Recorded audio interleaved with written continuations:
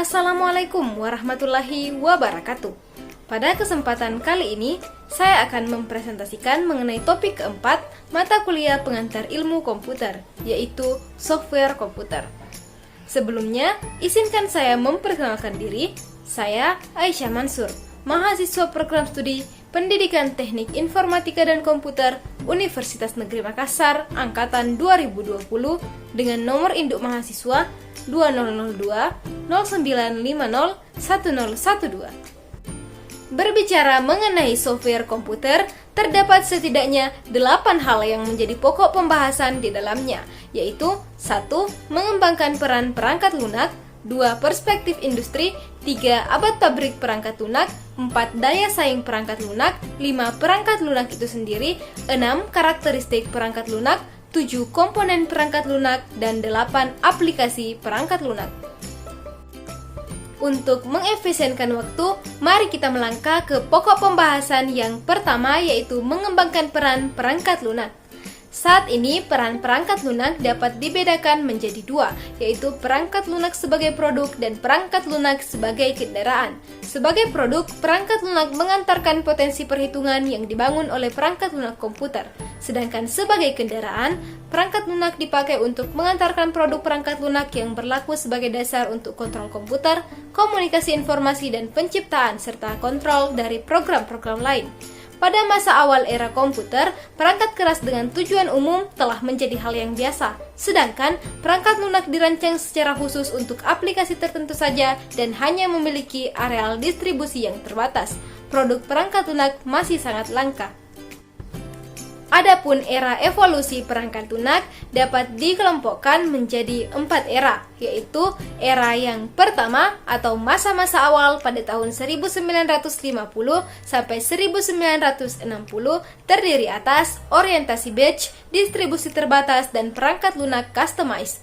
Era yang kedua yaitu pada tahun 1960 sampai 1970-an terdiri atas sistem multi-user, sistem real-time, sistem manajemen database, dan perangkat lunak produk. Era kedua juga ditandai dengan penggunaan produk perangkat lunak serta kehadiran software house.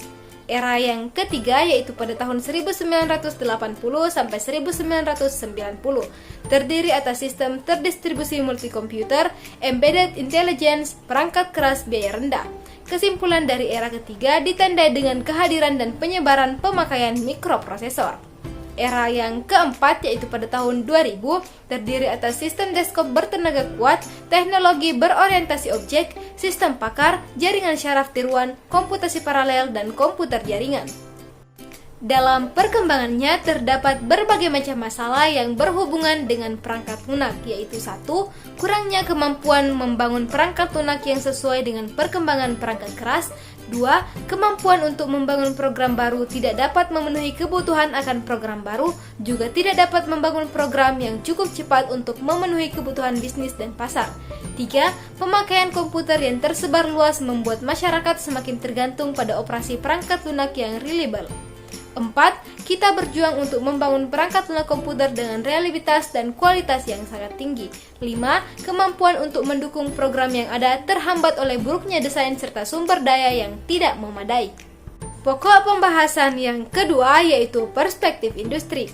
Pada masa-masa awal perhitungan, sistem berbasis komputer dikembangkan dengan menggunakan manajemen yang berorientasi pada perangkat keras, sedangkan perangkat lunak masih belum banyak dipikirkan. Pada masa itu, pemrograman masih dilihat sebagai bentuk kesenian. Hanya sedikit saja metode yang ada dan lebih sedikit lagi orang-orang yang memahaminya. Dibanding perangkat keras, perangkat lunak merupakan salah satu bentuk tunggal yang berbiaya tinggi. Selama hampir 2 dekade, para manajer dan praktisi melontarkan pertanyaan-pertanyaan berikut. Mengapa membutuhkan waktu yang sangat lama untuk menyelesaikan program? Mengapa biayanya sangat tinggi? Dapatkah kesalahan pada program ditemukan sebelum mendistribusikannya kepada pelanggan? Mengapa sangat sulit untuk mengukur kemajuan pada saat perangkat lunak dikembangkan? Pokok pembahasan yang ketiga yaitu abad pabrik perangkat lunak. Perusahaan-perusahaan, baik itu perusahaan besar ataupun perusahaan kecil, memiliki apa yang disebut software plant. Ada ribuan aplikasi berbasis perangkat lunak dengan kondisi kritis yang sangat perlu untuk diperbarui. Di antaranya, 1. Aplikasi sistem informasi yang ditulis 20 tahun yang lalu yang mengalami 40 generasi perubahan dan sekarang tidak mungkin lagi dilakukan upaya pembaruan. Bahkan, modifikasi yang paling sederhana sekalipun sudah akan membuat perangkat lunak tersebut gagal beroperasi. 2. Aplikasi pengembangan yang dipakai untuk memproduksi desain data telah kritis, dan karena cara pemeliharaan serta usia yang sudah tua, tidak ada orang yang mengetahui struktur internalnya. 3. Embedded system dipakai untuk mengontrol sumber tenaga, rambu udara, dan perusahaan besar di antara ribuan macam aplikasi yang sangat aneh serta kadang-kadang mempunyai kelakuan yang tidak dapat dijelaskan tetapi tidak dapat dibawa keluar untuk diperbaiki. Pokok pembahasan yang keempat yaitu daya saing perangkat lunak. Sekarang ini, perangkat lunak telah menjadi lahan yang sangat kompetitif. Perangkat lunak yang dulu dibangun secara internal di dalam komputer, sekarang sudah dapat diproduksi secara terpisah. Pokok pembahasan yang kelima yaitu perangkat lunak. Perangkat lunak memiliki beberapa definisi, di antaranya 1. Perangkat lunak adalah perintah atau program komputer yang bila dieksekusi memberikan fungsi dan unjuk kerja seperti yang diinginkan. 2. Perangkat lunak adalah struktur data yang memungkinkan program memanipulasi informasi secara proporsional. 3. Perangkat lunak adalah dokumen yang menggambarkan operasi dan kegunaan program. Pokok pembahasan yang keenam yaitu karakteristik perangkat lunak. Perangkat lunak memiliki 3 karakteristik, yaitu 1. Perangkat lunak dibangun dan dikembangkan, tidak dibuat dalam bentuk yang klasik atau pabrikasi. Biaya untuk perangkat lunak dikonsentrasikan pada pengembangan. Hal ini berarti pengaturan pada perangkat lunak tidak dapat disamakan dengan pengaturan pada proyek-proyek pemanufakturan. 2. Perangkat lunak tidak pernah usang. Perangkat lunak tidak rentan terhadap pengaruh lingkungan yang merusak, seperti yang menyebabkan perangkat keras menjadi usang. Selama hidupnya, perangkat lunak mengalami perubahan atau pemeliharaan. Berbeda dengan perangkat keras, perangkat lunak tidak memiliki suku cadang. Setiap kegagalan perangkat lunak menggambarkan kesalahan dalam perancangan atau proses di mana rancangan diterjemahkan ke dalam kode mesin yang dapat dieksekusi. 3. Sebagian besar perangkat lunak dibuat secara custom build, serta tidak dapat dirakit dari komponen yang sudah ada. Pada perangkat lunak tidak ada katalog komponen. Memang memungkinkan untuk memesan perangkat lunak secara terpisah, tetapi tetap merupakan satu kesatuan yang lengkap, bukan sebagai komponen yang dapat dipasangkan ke dalam program-program baru. Pokok pembahasan yang ketujuh yaitu komponen perangkat lunak. Komponen perangkat lunak ada 4, yaitu 1. Reusability. Sebuah komponen perangkat lunak harus didesain dan diimplementasikan sehingga dapat dipakai lagi pada berbagai program yang berbeda. 2. Bahasa tingkat mesin. Bahasa tingkat mesin merupakan perwakilan simbolik dari serangkaian instruksi CPU. Program harus dirancang dengan baik agar bahasa tingkat mesin dapat berjalan. 3. Tiga generasi bahasa komputer yang pertama. 3 generasi bahasa komputer yang pertama terdiri dari kode mesin, bahasa tingkat mesin, dan bahasa pemrograman. Dengan bahasa-bahasa tersebut, pemrograman harus melihat dengan baik kekhususan struktur informasi maupun kontrol pemrograman itu sendiri. Ketiga generasi tersebut dimasukkan ke dalam jenis bahasa prosedural. 4. Bahasa generasi keempat. Bahasa generasi keempat menggerakkan pengembang perangkat lunak untuk mengkhususkan pada detail prosedural. Bahasa generasi keempat disebut pula bahasa non-prosedural. Pokok pembahasan yang ke-8 yaitu aplikasi perangkat lunak. Adalah hal yang sulit untuk menentukan kategori umum untuk aplikasi perangkat lunak. Ketika kompleksitas perangkat lunak mulai muncul, maka penggolongan yang rapi menjadi hilang. Area perangkat lunak berikut menunjukkan luasnya aplikasi potensial. 1. Perangkat lunak sistem. Perangkat lunak sistem merupakan sekumpulan program yang ditulis untuk melayani program-program yang lain. Banyak perangkat lunak sistem, misalnya kompiler, editor, dan utilitas pengatur file, memproses struktur-struktur informasi yang lengkap namun tetap. 2. Perangkat lunak real-time.